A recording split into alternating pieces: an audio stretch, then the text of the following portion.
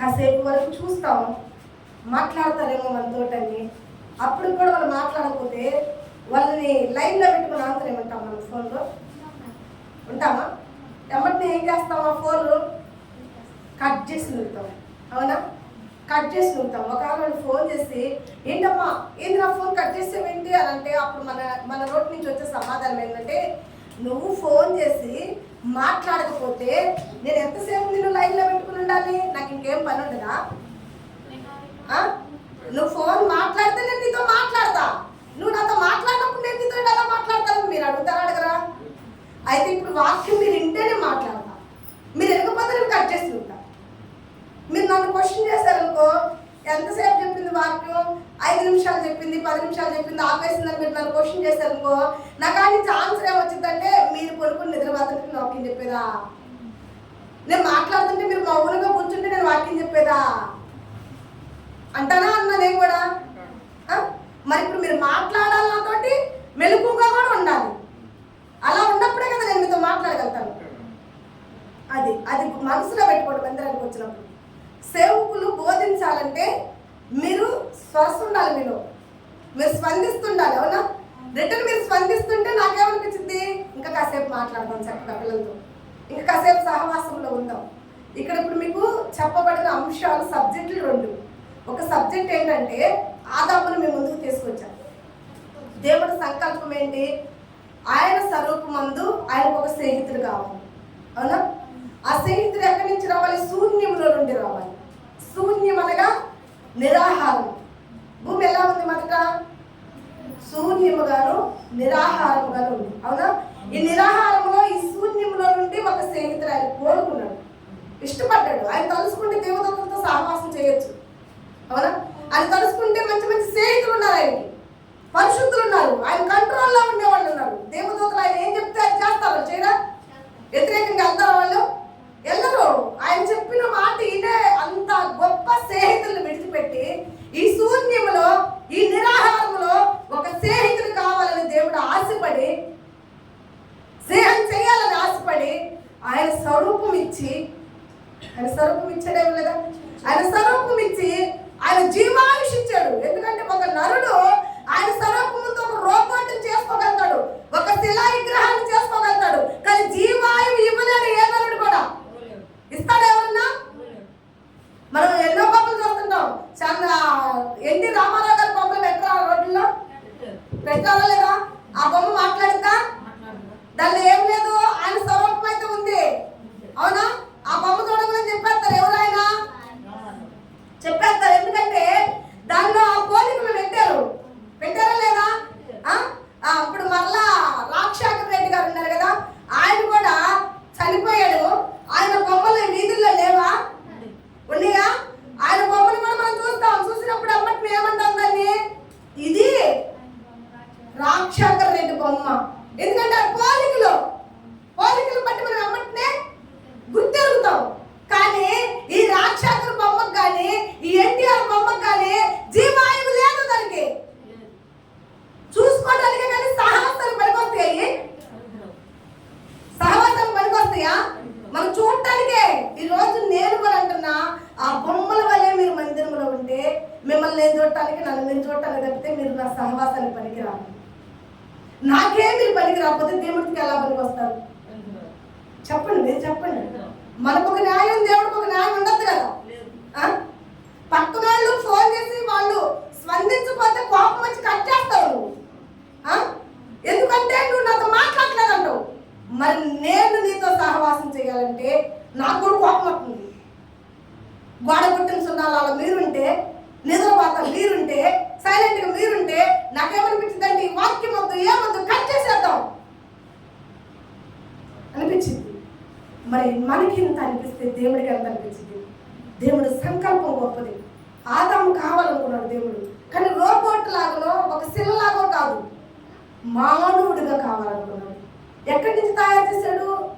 మన్యం, మన మట్టే. నువ్వు తాళం చేసేటప్పుడు నీ ఒళ్ళు రుద్దు చూడు ఏమొచ్చింది నీ ఒంట్లో నుంచి? నీకు చెమట పసినప్పుడు నీ ఒళ్ళు రుద్దు చూడు ఏమొచ్చింది నీ ఒంట్లో నుంచి? అమ్మ దీని కొంచెం మట్టే వచ్చింది. బంగారం ఏమైనా వస్తుందా? నువ్వు బంగారాన్ని కాదుగా. వెండి ఏమైనా వచ్చిందా? వెండిని కలిగిస్తే వెండి వచ్చింది. బంగారాన్ని కలగిస్తే బంగారం వస్తుంది, ఇనుమును కలగిస్తే ఇనుము వస్తుంది. కానీ నువ్వు మట్టివే. నిన్ను కలగిస్తే ఏమొచ్చింది నీలో నుండి? నువ్వు నాన్న కాసేపు వాళ్ళలో ఉండి ఏమొచ్చిందో నీలో నుండి చూస్తా నేను. నువ్వు మట్టివి. ఎందుకు పనికిరాని మట్టిని దేవుడు ఏం చేశాడు? మనిషిగా చేసి ఆయన స్వరూపం ఇచ్చాడే లేదా? ఇప్పుడు రామారావు బొమ్మ చేయాలంటే రామారావు స్వరూపం కావాలి అక్కడ. రాక్షకుడు బొమ్మ చేయాలంటే రాక్షకుడు స్వరూపం కావాలి అక్కడ. ఇక్కడ నిన్ను తయారు చేయాలంటే దేవుడు ఎవరిని ఇచ్చాడు? ఆయన స్వరూపాన్ని ఇచ్చాడు. నీ ఒక ఇల్లువ, నీ ఒక యాగశం నీకు అర్థమవుతుందా? నువ్వెవరు స్వరూపంతో ఉంటున్నావో, నువ్వెవరిపై ఉన్నావో, ఎవరిని స్నేహం కోరుకుంటున్నారో, అసలు ఇవన్నీ ఎందుకు చేశాడు దేవుడు నీకు? ఆయనతో నువ్వు సహవాసం కలిగి ఉండాలని, లోకంతో కాదు. అవునా కదా? ఆయన అంత ఇష్టపడి తయారు చేసుకుంది ఎందుకు? ఉదాహరణకు ఒక మాట చెప్తాం. నువ్వు కష్టపడి ఒక అమ్మాయిని ఇష్టపడి పెళ్లి చేసుకున్నావు. అతను ఆ అమ్మాయి ఎలా ఉండాలి? నీ కష్టంలో, నీ సుఖంలో, నీ బాధలో నీతో సహవాసం కలిగి ఉండాలి. అవునా? అలా కాకుండా ఏరే వాళ్ళతో సహవాసం కలిగి ఉంటే నీకేమనిపించింది? అప్పుడు ఇప్పుడు నాకు ఇంకా సహవాసం వద్దనిపించింది. దాని మీద వద్దమ్మా, వెళ్ళిపో, నీ దారిని వెళ్ళిపో, నా దారిని నేను చూసుకుంటా. ఎందుకంటే నేను నీతో సహవాసం ఉండాలని ఆశపడుతున్నా కానీ నువ్వు ఇతరులతో సహవాసం ఉండాలని ఆశపడుతున్నావు కదా. ఇతరులతో సహవాసంగా నువ్వు ఉండేటప్పుడు నీకు నాకు ఎలా సెట్ అయింది? సెట్ అవుతుంది కదా. నీ దారి నీది, నా దారి నాది. నాకు సహవాసం కలిగిన వాళ్ళు నేను తెచ్చుకుంటా. నువ్వు వెళ్ళి పని చెప్పి నెట్ అర్థం లేదా?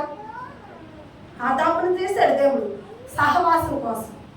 కానీ ఆదాము ఏం చేశాడు? ఆజ్ఞ అతిక్రమించాడు. దేవుడితో సహవాసం నిలుపుకున్నాడు ఆదాము. ఈరోజు నువ్వు నిలుపుకుంటున్నావా? రక్షణ ఇచ్చాడు, ఆయన సహవాసాన్ని పిలిచాడు, ఆయన వెతకాలని కోరుకుంటున్నాడు. అసలు రూపమే లేదు నీకు, ఆయన రూపం ఇచ్చాడు. అసలు జీవమే లేదు నీకు, ఆయన జీవం ఇచ్చాడు. ఇన్ని చేసి ఆయన నిన్ను సహవాసానికి పిలుచుకుంటుంటే నువ్వే సహవాసం కోరుకుంటున్నా? సాతాను సహవాసం కోరుకుని సాతాను చెప్పిన మాటిని సాతానికి లోపడితే ఎమ్మటిని దేవుడు ఏం చేశాడు? ఆదాము, నీకు నాకు సహవాసము కుదరదు. ఆదాము, కుదిరిద్దా? కుదరదు. ఎందుకు కుదరదంటే నా స్వరూపం ఉన్న నీవు, నా పోలికతో ఉన్న నీవు, నా క్రియలు లేవు నీ కాడ. ఏమి లేవు? నా క్రియలు నీ కాడ లేవు. అయితే అలాగే నీతో నేను ఫ్రెండ్షిప్ చేయలేను.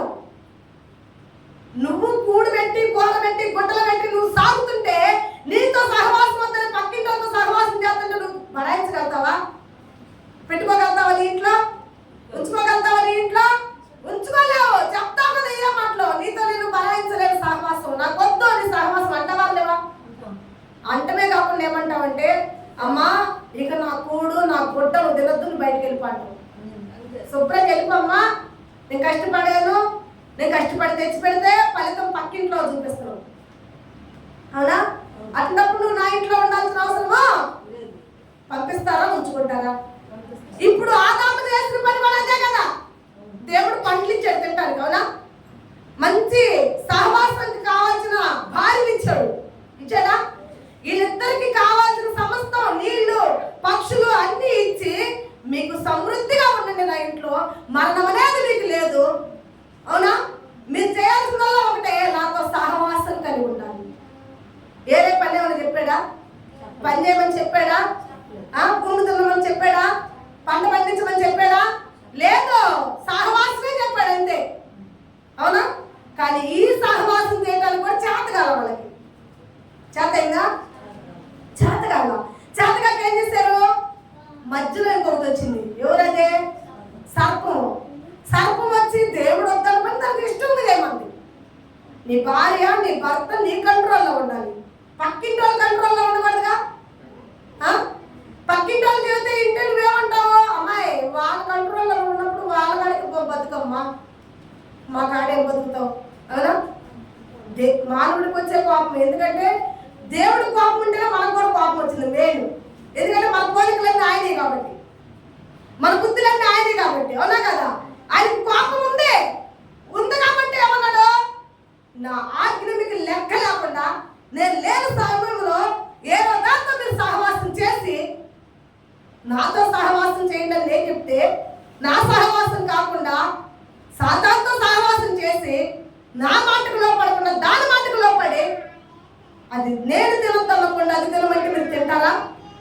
ఇక తిన్నప్పుడు ఇక దాంతో సహవాసం కలిగి ఉన్న వాళ్ళు నాతో ఫ్రెండ్షిప్ చేయలేరు. మీరు నా సహవాసంలో మీరు ఉండలేరు. కనుక మీరు ఏం చేయాలి? భార్య భర్త ఇద్దరు బయటకు వెళ్ళిపోవాలి నా తోటలో నుంచి. నా ఇంట్లో ఉంటే ఒప్పుకోను. ఉండమన్నాడా? ఆదికాండం 3:8 మనం చూసింది అదే కదా. ఏం చేశాడు? నువ్వు నాకు సహవాసానికి పనికిరావు, బయటకు వెళ్ళిపో. నువ్వు నేను లేనప్పుడు పొరపాటు మళ్ళీ నా ఇంట్లోకి వస్తావేమో, నా పండ్లు తింటావేమో. ఇప్పుడు చాలా సార్లు ఏం చేస్తారంటే భార్య లేనప్పుడు భర్త, భర్త లేనప్పుడు భార్య, నెట్టబడి పోయేదనో, వాళ్ళు లేనప్పుడు ఇంట్లో తరబడి ఏమి తెచ్చుకుంటారు కదా. అందుకని ఇప్పుడు ఏం చేస్తారు? తాళాలు వేస్తుంటారు. ఎత్తలే కదా, నువ్వు నేను వెళ్ళినప్పుడు వచ్చి నా ఇంట్లో వస్తుందని పట్టకపోతావు. కాబట్టి ఏం చేస్తాను? నేను తాళాలు వేస్తాను. తాళాలు వేస్తే నువ్వు నా ఇంట్లోకి రాలేవుగా. అవునా? ఎందుకు నీకు తాళాలు వేయాల్సి వచ్చింది? ఇప్పుడు దాకా నీకు ఇల్లంతా పెత్తనం ఇచ్చి, ఇప్పుడు దాకా ఇంట్లో పర్మిషన్ అంతా నీకు ఇచ్చి, సడన్ గా తాళాలు వేసి నేను బయటకు ఎందుకు నెట్టాల్సి వచ్చింది? నువ్వు ఇతరులతో సహవాసంగా లేవు. నీ సహవాసం మారిపోయింది కాబట్టి ఏమైంది? ఇక్కడ తాళాలు పడిపోయినాయా లేదా? అది లేనప్పుడు వస్తావేమో. నేనైతే నా ఇంటికి సెక్యూరిటీ గార్డు పెట్టుకుంటా. పరలోకం నుండి దూతలను దింపినప్పుడు 2 కేరుతులను దింపి నా ఇంటిలోకి కానీ నా తోటలోకి కానీ నాతో సహవాసం లేని వీళ్ళిద్దరూ వస్తారేమో, నా పండ్లు తింటారేమో, పరపాటు కూడా తెలియకుండా నా తోటకి మీరు కాపులో ఉండండి, వాళ్ళని నెట్టేసి బయటకు అన్నాడు. అనియా నెట్టబడింది సబ్జెక్ట్ ఒకటి. అవునా? సహవాసం కోరుకున్నాడు కానీ సహవాసం లేదు. అక్కడ ఆశపడ్డాడు, స్వరూపాన్ని ఇచ్చాడు, జీవాయువు ఇచ్చాడు, మనకు తినాల్సిన పండ్లన్నీ ఇచ్చాడు, మనకు కావాల్సిన ప్రకృతిని ఇచ్చాడు. కానీ నిలువెల్లా సహవాసాన్ని పోగొట్టుకున్నారా లేదా? ఈరోజు నువ్వు కూడా పోగొట్టుకుంటున్నావా? ఎందుకు ప్రియమైన బిడ్డ? నువ్వెందుకు దేవుడితో సహవాసం పెంచుకుంటున్నావు, పోగొట్టుకుంటున్నావు? ఆదాము పోగొట్టుకున్నారు, నెట్టబడ్డారు బయటికి. నెట్టబడ్డారు లేదా? మొదటి సబ్జెక్ట్ నెట్టబడ్డారు, రెండో సబ్జెక్ట్లో చేర్చబడిన చూపించారు కదా. ఆదాము నెట్టబడ్డాడు, ఆరోగ్యం వచ్చేది ఇక్కడికి. దేవుడికి మహిమ కలుగుగాక. ఆదాము తర్వాత 5-6 తరాలు ఎదురు చూశాడు దేవుడు. 5-6 తరాలు ఎదురు చూస్తే 5-6 తరాల్లో ఒక్కరు కూడా నచ్చల దేవుడికి. అందరూ ఆదాము బుద్ధులే, ఆదాము పరిస్థితుల్లోనే ఉన్నారు. ఆదాముతో మాసిపోయాడుగా. ఇప్పుడు ఒకరితో మాసిపోయినప్పుడు మనం జాగ్రత్తగా ఉంటామన్నమా? ఒకసారి పడ్డామనుకో, రెండోసారి మెలకు వచ్చిందా రాదా? దేవుళ్ళలో ఉన్న పోలికలే మన ముందు కూడా. ఆయన ఉండి అవన్నీ అప్పుడు, అందుకని ఇప్పుడు మనకుండి ఇవన్నీ. ఆయన ఏం చేశాడు? వెరీ డేంజర్ గాడు ఆదాము. ఇలాంటి డేంజర్ గాడితో మనము అమ్మా పంపి అబ్బాయిని అయిపోయింది.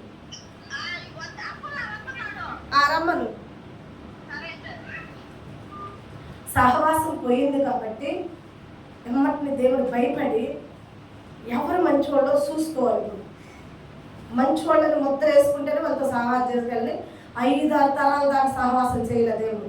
5-6 తరాలు వెతికాడు. నిరీక్షతో సహవాసం బాగుంటుందని ఆశపడతా. నిరీక్ష వచ్చిన కానీ చిన్న బెదిరితో మాట్లాడుతుంది, సహవాసమే చేయదు. మరి రెడ్డమ్మ వస్తే కశ్యపు సహవాసం చేసిద్దని ఆశపడతా. రెడ్డమ్మ వచ్చిన కాడి నుంచి ఫోన్లు కొట్టుకొని, నెత్తి కొట్టుకొని, అది కొట్టుకొని, ఇది కొట్టుకొని ఆ సహవాసం పార్వతమ్మ తల్లి చేద్దామని సహవాసం. ఇకేమంటుందంటే నా మనరాలు మాత్రం కొంతమంది యూట్యూబ్ మాట్లాడినట్టు సీరమ్మతో సహవాసం చేద్దామంటే చక్కగా కూర్చుని వాక్యం చదువుతుంటాడు. ఈ సీన్బాబుతో సహవాసం చేద్దామంటే బయట కూర్చుంటాడు. 5 తరాలు వెతికా, 5-6 ఎప్పుడుంది, 6 తరాలు వెతికా. ఎవరన్నా ఒకళ్ళన్నా నాకు సెట్ అయ్యారా? సెట్ కావాలా? అవునా? ఇప్పుడు నేను ఎవరి కోసం వెతుక్కోవాలి? కొత్తోళ్ళు ఎవరన్నా వస్తారని. దేవుడు కూడా 5-6 తరాలు వెతికాడు. అయితే ఎమ్మటినే దేవుడికి ఒక్క వ్యక్తి దొరికాడంట. ఒక్క వ్యక్తి ఎవరు? ఇందాక చెప్పాను, ఎవరైనా ఆనోకు. ఎవరంట? ఆదాము మొదలుకుని 5-6 తరాలు వెతికితే 5-6 తరాల్లో సహవాసానికి సెట్ అయిన దొరకల. లాస్ట్లో అట్లనే ఆదాము వంశాన్ని అంతం చేయలే దేవుడు. చేశాడా? చేయలే. వెతుకుతున్నాడు వాళ్ళలో నుంచే. ఇప్పుడు నేను చెప్తున్నా, మీరు నా సహవాసం సెట్ అవ్వాలా? అట్లయితే మిమ్మల్ని నెట్టేసానా? నేను వెళ్ళిపోయానా? ఏది సరగల. సెట్ చేసుకున్నాను. ఆరాధన అయిపోయిన కానీ చేంజ్ చేసుకున్నాను, సెట్ చేసుకున్నాను. మనం ఒక అండర్స్టాండింగ్ ఉందాము. నేను మాట్లాడాలి, మీరు స్పందించాలి. అవునా? సెట్ చేసుకున్నామా లేదా? ఇప్పుడు సెట్ చేసుకున్నాక మీకు కూడా ఒక ఆలోచన కలిగి ఏం చేస్తున్నారు? స్పందిస్తున్నారు. నేను చెప్తాను, మాట్లాడుతున్నారు రిటర్న్. ఇప్పుడు నాకు కూడా చెప్పాలని ఆశ ఉంది. అవునా? దేవుడు కూడా అలాగే వాళ్ళలో ఎవరైనా దొరుకుతారు, వీళ్ళనైతే అంతం చేయకూడదు, వీళ్ళలోనే వెతుక్కుందాం. ఎవరు మంచోళ్ళు, ఆలస్యమైనా పర్లేదు, నిదానమైనా పర్లేదు, నాకు మంచి స్నేహితులు కావాలని చెప్పి ఎతికితే ఆనోకు దొరికాడంట. దేవుడికి మహిమ కలుగును కాక. ఆనోకు దొరికితే 3 సంవత్సరాలు ఆనోకు పిల్లలకు అంటానే దేవుడి సహవాసంలోనే 3 సంవత్సరాలు ఉన్నాడంట. 3 సంవత్సరాల ఉండేకి ఇందాక నేను చెప్పాను కదా ఎలా ఉంది వాళ్ళ బంధం అంటే, ఆనోకుతో దేవుడికి ఎలా బంధం ఉందంటే జీలకర్ర బెల్లం, దాన్ని మించింది ఇంకోట్లేదు. అవునా కదా? జీలకర్ర బెల్లం 2 కలిపి నూరితే ఎలా ఉంటాయి? కలిసిపోతాయి. వాటిని రెండింటిని విడదీయడానికి అవకాశం ఎక్కడ ఉందా? లేదు కదా. అది ఎంత కలిసిపోయిందంటే ఒక అన్యులు వివాహం చేసుకునేటప్పుడు దాన్ని సాక్ష్యంగా తీసుకొచ్చుకుంటారు, దాని చేత ప్రమాణకం చేపిస్తారు. అవునా కదా? అది నూరి ఒకరి చేతిలో, పిల్లోడి చేతిలో, పిల్ల చేతిలో పెట్టి ఒకరి తల మీద ఒకరు పెట్టి ప్రమాణకం చేస్తారా లేదా? ఎందుకు ఆ ప్రమాణకము? ఈ జీలకర్ర బెల్లం ఎలా కలిసిపోయి ఉందో, శ్రమలైనను, కష్టమైనను, కరువైనను మీరిరుగురు కూడా ఇలా కలిసి ఉండాలని చెప్పి ప్రమాణకం చేపిస్తారు. అవునా? అంత ప్రమాణకు సాదృశ్యంగా ఉంది ఆ జీలకర్ర బెల్లం. అవునా కదా? ఈ రోజు ఈ జీలకర్ర బెల్లం లాంటి ప్రేమ కలిగి ఉంది ఎవరి మీద? ఆనోకుకి దేవుడికి అలా ఉంది. వధువు వరుడాలు ఉన్నారు, ఇద్దరు ఉన్నారా లేదా? ఇంత ప్రేమ ఉండేకి ఇప్పుడు దేవుడు అంటున్నాడు, ఆనోకు నేను నిన్ను ఉదయం వదిలిపెట్టి సాయంత్రం దాకా ఉండలేకపోతున్నాను. ఆనోకు ఇదిగో రోజు మన ఇద్దరం మాట్లాడుకుంటూనే ఉంటున్నాం కదా, ఆ మాటలు నాకు సరిపోవట్లా. నీలో ప్రేమ నాకు అంత ఎక్కువైపోయింది. నువ్వు ఉండే కొద్ది ఆదాం మోసం చేస్తావు అనుకున్నా, కానీ ఎంత ప్రేమిస్తున్నావో నన్ను, ఎంత సహవాసం కలిగి ఉన్నావో, అసలు నేను చచ్చిపోయిన నీ సహవాసాన్ని విడిచిపెట్టలేదు అంటుంటావు చూడండి ఒక్కోసారి మనం. అవునా కదా? స్నేహితులు అంటావా లేదా? అమ్మో నేను సామాన్యంగా వస్తా కానీ నీ ఫ్రెండ్షిప్ని మాత్రం నేను విడిచిపెట్టనంటా కదా. ఇప్పుడు దేవుడు అంటున్నాడు, పైకి పోయి మరలా సాయంత్రం దాకా నీ ఫ్రెండ్షిప్ లేకుండా నేను ఉండాలంటే నా వల్ల కట్టలేదు అదమ్ము. నువ్వు ఇక నా వల్ల కాదు, కానీ నువ్విక్కడ నేను అక్కడ ఉండటం కాదు, కానీ పర్మనెంట్గా నాతోనే ఉండేటట్టు నేను తీసుకుపోతా. దేవుడికి మహిమ కలుగును గాక. నిన్ను పర్మనెంట్గా నువ్వు ఇంకెక్కడ, నేను అక్కడ కాదు, నీ సహవాసంలో నేను మునిగిపోయాను, నీ ప్రేమలో నేను మునిగిపోయాను. ఇక నేను నిన్ను విడిచిపెట్టి ఉండడం నా వల్ల కాదు కనుక నువ్వు కింద నేను పైన కాదు, ఇక రా నాతో వచ్చి నాతో ఉండి పర్మనెంట్గా నువ్వు నాతోనే ఉండుతా. హల్లెలూయా. ఎత్తబడ్డాడు సంఘం. ఆనోకు ఎత్తబడ్డాడా లేదా? ఇప్పుడు చెప్పండి, మీరు దేవుడితో సహవాసం కట్ చేసుకుని ఆదాములాగా ఉంటారా? దేవుడు వర్ణించలేనంత ప్రేమ పెంచుకునే ఆనోకు వలె ఉంటారా?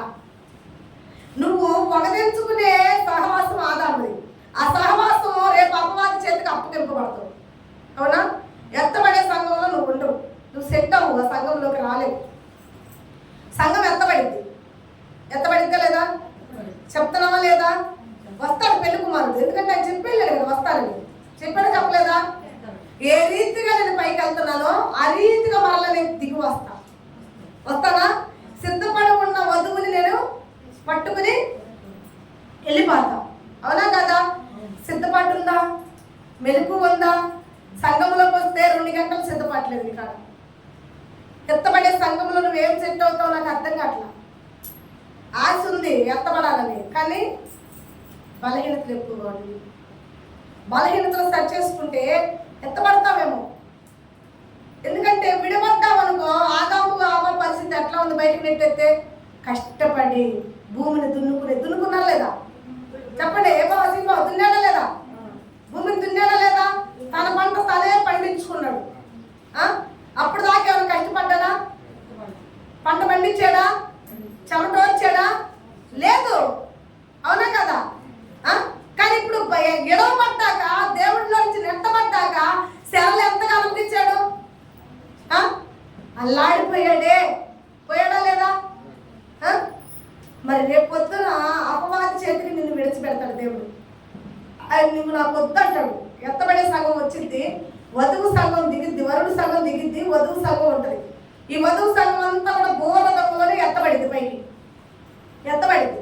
ఎత్తబడ్డప్పుడు ఎమ్మటినే ఏమవుతుంది? ఎత్తబడిన అమ్మటినే కొంతమంది విడవబడతారు. బస్సులో టికెట్ ఉండోడు ఎక్కుతాడు, టికెట్ లేనోడు మధ్యలో కాదు, అసలు నో ఎంట్రీ. ఇప్పుడు ఎందుకంటే ప్రైవేట్ బస్సులు చూడండి, ఎక్కేటప్పుడే టికెట్ కొడతాడు, అవునా కదా? నువ్వు ఎక్కి కుర్చీలో కూర్చున్నా టికెట్ కొట్టేది ఆర్డినరీ బస్సు, అవునా కదా? ప్రైవేట్ బస్సు ఉండాలా?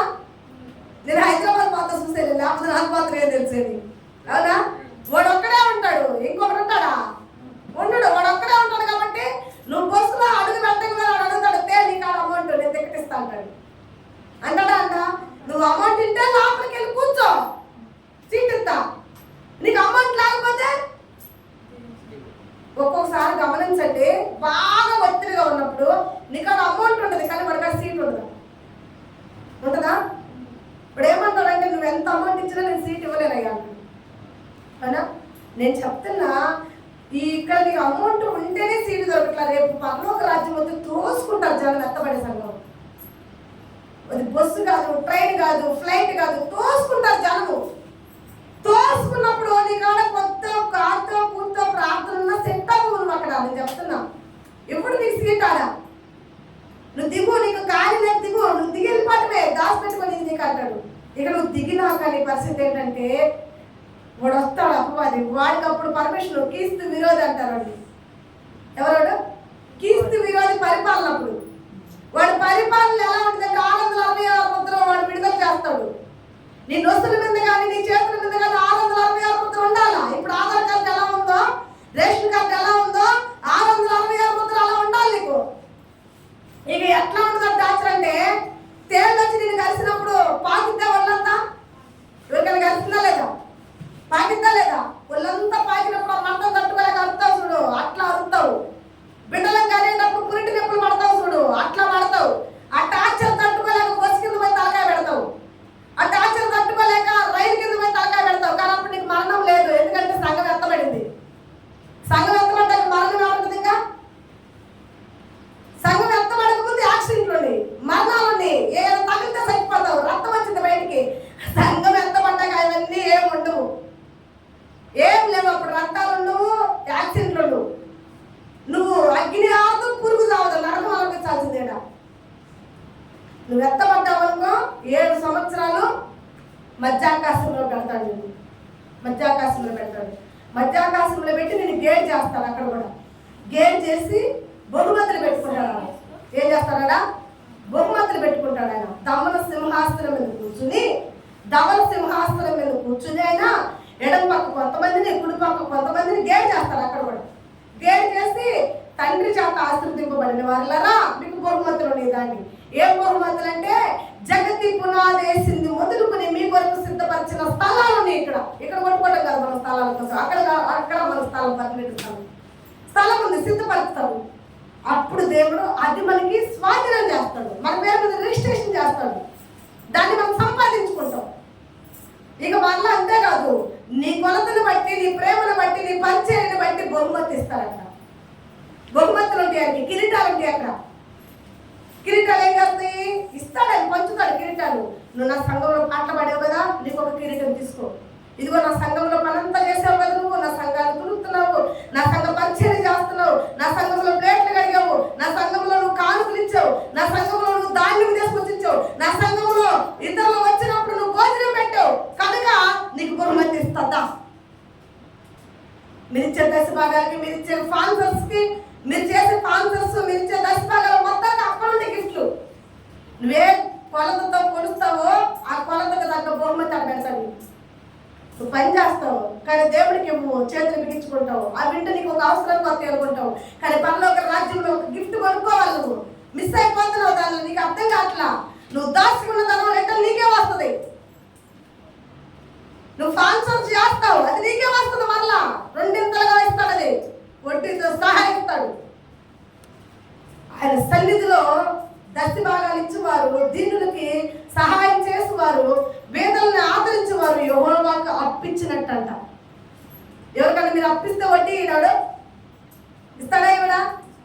నువ్వు దేవుడికి అప్పిస్తే వడ్డీతో సహా వచ్చింది. అందుకే ఆయన అంటాడు, భూలోకంలో మీ ధనాన్ని దాచుకోకండి, పరలోకంలో మీ కొరకు ధనాన్ని దాచుకోండి. నువ్వు పరలోకం వెళ్తావా? ఫ్లైట్ ఉందా నీకు? విమానం ఉందా? లేదే. ఆయన గుడారం ఇదే, గుడారం ఇదే. ఇప్పుడు ఫ్లైట్ ఎక్కేవాడు ఎయిర్పోర్ట్ లో తీసుకోవాలి టికెట్, అవునా కదా? ఇస్తా పాస్పోర్ట్ ఎక్కడ తీసుకోవాలి? ఎయిర్పోర్ట్లలో లేదా? ఎయిర్పోర్ట్ లో తీసుకుంటే మనకి విమానం ఎక్కుతాడు, అవునా కదా? విమానంలో పోయి నాకు ఎయిర్పోర్ట్ లో ఇవ్వలేదయ్యా ఇయ్యండి ఇస్తాడా? రబ్బాయ్ ఇక్కడ చల్లవయ్యి, నువ్వు అక్కడ చేర్పించుకుని వస్తే ఇక్కడ ఎక్కుతావు అంటాడంట. ఇది ఒక ఎయిర్పోర్ట్ నీకు. నువ్వు రేపు పరలోక రాజ్యం చస్తే ఈ మానవ శరీరం మట్టి దేహాన్ని విడిచిపెడితే అక్షర శరీరం నీకు ధరించుకుంటే ఆ అక్షర శరీరంలో దమన వర్ణ సింహాసనం మీద నువ్వు నిలబడ్డప్పుడు తీర్పు దినంలో నీకు గిఫ్ట్లు ఇవ్వాలన్నప్పుడు ఇక్కడ రిజర్వేషన్ ఉండాలి నీకు. ఇస్తా పాస్పోర్ట్ ఇక్కడ ఉండాలి నీకు. నీ స్పాన్సర్స్, నీ దశ భాగాలవే నీ ఏస్తా పాస్పోర్ట్. వీటిని బట్టి అక్కడ ఏం చేస్తారు? ఆయన గిఫ్ట్లు ఇస్తాడు, బహుమతులు ఇస్తాడు. పరిచయం చేసావా బహుమతి పొందుకో, స్పాన్సర్ చేసావా బహుమతి పొందుకో, పాటలు పాడావా బహుమతి పొందుకో, వాక్యం బోధించావా బహుమతి పొందుకో, ఆయన మాటకు అనుకూలంగా రాజ్యంలో వాడబడ్డావా బహుమతి పొందుకో, ఆయనకు వ్యతిరేకంగా ఉన్నావా శిక్షకు వెళ్ళిపో. మీరు ఒకవేళ ఎత్తబడే సంఘంలో వెళ్ళినా అక్కడ మరలా ఏం జరిగింది? గేడు జరిగింది, ఓకేనా? గేడింగ్కి వెళ్ళారా? గేడింగ్ తెలిసిన వాళ్ళు ఉండేనా కదా? ఆకంతా కొట్టుకుని బ్యాన్కి వేస్తారు. బ్యాన్లో ఆకంతా కాల్చబడింది, అవునా? కాల్చబడిన ఆకుని అందరూ చెప్పులు దొక్కుతారా? చెప్పండి అమ్మా. తోటలో నుంచి వచ్చాను కదా, చక్కగా ఫ్యామిలీలో కాలబడ్డాను కదా. ఇక నిమ్మరాకు నేను ఒకటే అనుకుంటే అయిద్దా? అవుదే. అక్కడ గేడింగ్ ఉంటుంది. గేడింగ్ ఉన్న నాకేం చేస్తాడు? నిమ్మరాకంతా ఒక పక్కన పెట్టేసి మాడాకంతా ఏం చేస్తాడు? పెట్టేస్తాడు. అలాగే దేవుడు పరలోక రాజ్యంలో గేడు చేసి ఆశీర్వదింపబడిన వాళ్ళందరినేమో స్థలాన్ని ఇచ్చి గిఫ్ట్లు ఇచ్చి వాళ్ళు పంపిస్తే వీళ్ళు కూడా దగ్గర పంపిస్తాడు. ఎక్కడికి వెళ్ళిపోయేది మీ అందరికి కూడా బాగా తెలుసు. 2 దారులు నీ పరలోకంలో, 2 దారులు. ఏ దారి కావాలో మానవా, ఒకటి పరలోకం మరి ఒకటి పాతాళం. ఇప్పుడు అర్థమైందా? ఇంకొక దారి ఏంటాడా? పరలోకం కావాలో పాతాళం కావాలో తెలుసుకో మానవా, నీవు తెలుసుకో మానవా. మీరు తెలుసుకోండి చాలు. హల్లెలూయా. మీకు పరలోకం కావాలో పాతాళం కావాలో, ఎత్తబడే సమయంలో ఇరుకో పొరుకో ఎట్టా కట్ట నిలబడో కూర్చున్నో ఎక్కే ఉండే బస్సు గమ్యం చేరేవాలంటే ఆడకూడదు. నీకు ఉందా లేదా? ఇప్పుడు టికెట్ కొనుక్కోవాలని ఏం చేస్తాడంటే ట్రైన్లో ఎక్కుతాడు, ట్రైన్లో కనిపెడతాం, అవునా? ట్రైన్లో ఎక్కుతాడు. వాడు అనుకుంటాడు కొనుక్కున్న వాళ్ళు ప్రయాణం చేస్తున్నాడు, దొంగగా ఎక్కి నేను కూడా ప్రయాణం చేస్తున్నావు అంటే మధ్యలో ఒకడు వస్తాడు. ఎవడాడు? చెకింగ్ కూడా వస్తాడా రాడా? ఒకవేళ వాడు రాలేదు, నువ్వు నిమ్మలంగా ఎక్కేవా అనుకో, ప్రయాణం గమ్యం అయింది అనుకున్నావు అనుకో, నువ్వు దిగే కాడ ఉందా? ఉంటాడా ఉండడా? రబ్బాయి రాను రబ్బాయి మీ టికెట్లు చూపిండి అన్నప్పుడు ఏం చూపిస్తావు? నువ్వు తప్పించుకునే అవకాశం లేదు. నువ్వు ట్రైన్లో తప్పించుకోవచ్చు, కానీ దిగే కాడ తప్పించుకోలేవుగా. నువ్వు ఎక్కడైతే ఎక్కుతావు పరలోకంలోకి, కానీ వాగ్దాన భూమికి చేరలేవు. నువ్వు చేస్తావా? మరి గమనించండి, భయంతో భక్తితో దేవుడితో సహవాసం కలిగి ఉండండి. ఆదాముతో సహవాసం కలిగి ఉండాలని దేవుడు ఆశపడ్డాడు, కానీ ఆదాము సహవాసాన్ని పోగొట్టుకున్నాడు. ఈరోజు నువ్వు లోకంలో ఉండి, పాపంలో ఉండి, శాపంలో ఉండి, మందుల ద్వారా, సిగరెట్ల ద్వారా, వ్యసనం ద్వారా, వ్యభిచారం ద్వారా దేవుడు సహవాసం పోగొట్టుకున్నావా? లేక దేవుడు పని చేస్తా, దేవుడు సంఘంలో ఉంటా, దేవుడు సేవకులతో కలిసి ఉంటా, దేవుడు వాక్యంలో ఎదుగుతా, దేవుడు పరిచర్యలో నీ అంచె దినములన్నా దేవుడితో కలిసి ఉన్నావా?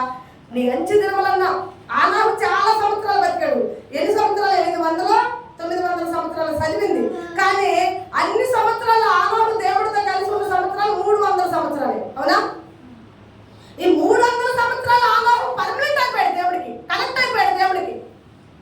వైఫై కనెక్ట్ అయితే చూడండి ఫోన్లో అయితే అలా కనెక్ట్ అయిపోయాడు. అలా కనెక్ట్ అయిపోయాడు కాబట్టి దేవుడు ఏం చేశాడు? ఆనోబుని పైకి ఎత్తుకుని వెళ్ళిపోయాడు. కానీ ఆదాము కనెక్ట్ అయ్యాడా? కరెక్ట్ అవ్వలేకపోయాడు. ఏం చేశాడు? డిలీట్ చేసేసాడు. మరి ఆదామువా ఆనోహువా నీ ఇష్టం. విడవబడతావా ఎత్తబడతావా నీ ఇష్టం. అవునా కదా? అది హల్లెలూయా హల్లెలూయా. చాలు. ఎవరిని పోలి ఉంటారో మీ ఇష్టం. పిల్లలు ఎవరిలాగా ఉండాలనుకున్నారు మీరైతే? ఆదమ్మ ఆనోహ సిరితల్లి నువ్వు ఎవరిలాగా ఉండాలనుకుంటున్నావు? ఆనోహులాగా ఉండాలంటే దేవుడితో సహవాసం కలిగి ఉండాలి. సహవాసం అంటే నువ్వు ఇంట్లో గంటల గంటలు రెడీ అవ్వడం కాదు. సహవాసం అంటే దేవుడు మందిరం కడగాలి. సహవాసం అంటే దేవుడు పరిచయం చేయాలి. సహవాసం అంటే దేవుడు సన్నిధిలో చిమ్మాలి. సహవాసం అంటే దేవుడు పట్ల వేసుకోవాలి. ఆదివారం రోజు దేవుడితో సహవాసం అంటే సెల్ ఫోన్తో సహవాసం. ఆలోపు ఎలా వస్తాడమ్మా? ఆలోపు ఊరకు వస్తాడా? ఆలోపులాగా ఉండాలి అంటే ఆలోపు దేవుడితో కనెక్ట్ అయ్యింది. వైఫ్లే కనెక్ట్ అయినట్టు, జీలకర్ర బెల్లం కనెక్ట్ అయినట్టు నువ్వు కూడా అలా కనెక్ట్ అయితేనే దేవుడితో సహవాసం పర్మనెంట్ అవుతుంది. ఎత్తబడతావు. హల్లెలూయా. బహుమతిని పొందుకోగలుగుతావు. సిద్ధపరిచిన స్థలాన్ని స్వాధీనం చేసుకోగలుగుతావు. నువ్వెంత రహస్యంగా జలబడ్డా మరలా ధవనవర్ణ సింహాసనం వద్ద నీకు గేడు ఉంటుంది. అక్కడ గేడు చేస్తాడు. అక్కడ 2 దారులు ఉంటాయి. పరలోకంకి వెళ్ళాలని వెళ్ళినా పాతాళంలోకి నెట్టేస్తాడు. అక్కడ బాధ్యతని బట్టి నీ పరిస్థితి ఎలా ఉంటుందంటే అగ్ని ఆరదు, పురుగు చావదు.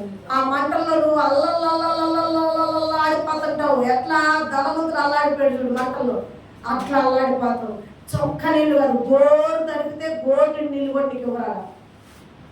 నీకు ఇష్టం మారు మనసు పొందు. ఈ కొద్ది సంవత్సరాల్లో అయినా, ఈ కొద్ది జీవితమైన మారు మనసు పొందితే చెదిరిపోయిన నీ జీవితాన్ని మరలా దేవుడు కడతాడు. నిన్ను ఉన్నతమైన స్థానంలో ఇస్తాడు. నువ్వు లోకంతో సహవాసంలో ఉంటే లోకమంతా నిన్ను రెచ్చగొట్టే మాటలే. ఆదామును అవన్నీ రెచ్చగొట్టి చూడు, దేవుడితో సహవాసం బాగొట్ల. లోకం మాటలు తీగా ఉంటాయో ఉండవా? తీగా ఉంటాయి. ముందు దగ్గర ఏం కాదు, సినిమాకు కూడా ఏం కాదు, షికారికి కూడా ఏం కాదు. దానివల్ల నీ కుటుంబం ఆగమాగం అయిపోయింది. చెల్లా చెదిరైపోతావు. వ్యభిచారం చేయమ్మా ఏం కాదు, నువ్వు దొంగతనం చేయమ్మా నీకేం కాదు అంటారు. నేను అంటున్నా దానివల్ల నీకు ఫలితము లేదు. నువ్వు దేవుడి మాట వింటే ఇవన్నీ ఉండవుగా. దేవుడికి భార్యగా ఉంటావుగా, దేవుడు నీకు భర్తగా ఉంటాడుగా. ఆయన మాట వినకుండా నువ్వు పట్టింటోడు మాట వింటే ఇదేమంటాడంటే నీకు నాకు తేడాకులు ఇచ్చేసే అంటాడు. అంటాడా? పెళ్ళి అనే బంధం ఉంది, నీకు నాకు రక్షణ అనే బంధం ఉంది, కొత్త ఇడాకులు తీసుకొని నువ్వు నాకు అంటాడు. ఇడాకులు తీసుకుంటావా? 7వ పంట స్త్రీ అవుతావు అప్పటికి. ఏమన్నా 20వ పంట పురుషులు అవుతావు అప్పటికి. ఎడవబడతారా? లేక కలుసుకుని చేసిన తప్పుకి సరిదిద్దుకుని ఈ కొద్ది కాలంలో అయినా దేవుడితో సహవాసం కలిగి దేవుడు కలెక్ట్ అయ్యి ఒక వైఫై లాగా ఉంటారా? మీ ఇష్టం. చెవిటోడు చెవులో చంక ముదినట్టు చేసుకుంటే మేమేం చేయలేం. అంతేనా? దేవుడు మిమ్మల్ని మార్చాలని ఆశపడుతున్నాడు. ఇప్పుడు కూడా మీ సహవాసం కావాలని దేవుడు ప్రయాసపడుతున్నాడు. మారు మనసు పొందమని దేవుడు వాక్యం మిమ్మల్ని హెచ్చరిస్తుంది. ఇక్కడైనా సాతాను మాటలు తీసి పక్కన పెట్టేసి లోకం నుండి విడుదల పొందుకుని దేవుడితో కలెక్ట్ అయ్యి దేవుడితో సహవాసం కలిగి ఉంటే ఈ కొద్దిపాటి జీవితంలో చెదిరిపోయిన నీ జీవితాన్ని మరలా దేవుడు సమకూరుస్తాడు. కడతాడు మరలా. ఆటోమేటిక్గా నీకు మారు మనసు వస్తే నీ కుటుంబంలో కూడా మారు మనసు వచ్చేసింది. నువ్వు ప్రయాసపడాల్సిన అవసరం ఇంకా లేదు. తలంచుకొని చివరి ప్రార్థన చేసుకున్నావు. ప్రేమ కనికరము కలిగిన మా దేవ, మా సుదృకు పాత్రుడు తండ్రి, సూత్రాలు కూడా నీకు వందనమయ్యా. ఈ మాటలు మీరు దీవించండి, ఆశీర్వదించండి అయ్యా. ఆదాము వల్లే నా తండ్రి నా దేవుడు సహవాసం పోగొట్టుకుంటున్నాం మేము అయ్యా. నా తండ్రి మా కొద్దిపాటి జీవితంలో అయ్యా చివరి దినాల్లో నా తండ్రి ఆదాము దేవుడితో సహవాసం చేసి అయ్యా ఉన్నతమైన జీవితాన్ని పంచుకున్నాడు. కాబట్టి అలాంటి సహవాసం మాకు దయచేయమని మేము కూడా దేవుడితో కలిసి ఉన్నట్టుకు అయ్యా నా తండ్రి నాయన పవిత్ర వాళ్ళైన కన్యక అయ్యా పవిత్రుడైన వరుడు కొరకు ఎదురు చూసినట్టు సిద్ధపాటు సంఘంలో మమ్మల్ని ఉంచండి, ఎత్తబడే సంఘంలో మమ్మల్ని ఉంచండి అయ్యా. ఇదిగో నా తండ్రి నాయన ఈ మాటలు మీరు దీవించి ఆశీర్వదించి ఎన్న బిడ్డల్ని అయ్యా బోధించిన నీ కాపల్ని సిలువు సాటును మరుగుపరుచుకుని అయ్యా ఈ వాక్యం వింటున్న సకల ప్రజలను కూడా దీవులతో నింపి అయ్యా వారు కూడా విడవబడిన వారిలో ఉండకుండా అయ్యా ఎత్తబడే సంఘంలో ఉండుటకు మారు మనసు పొందుటకు వికృప చూపించమని అయ్యా ఒక ఆదాములాగా కాకుండా ఒక ఆలోహం లాంటి జీవితాలు మా అందరికి దయచేయమని యేసు నామములో ప్రార్థించడానికి వేడుకుంటున్నాం తండ్రి. ఆమేన్. ప్రభు నామం పేరట అందరికీ వందనాలమ్మా. ఈ వాక్యం వింటున్న ప్రతి బిడ్డలకు కూడా వందనాలు.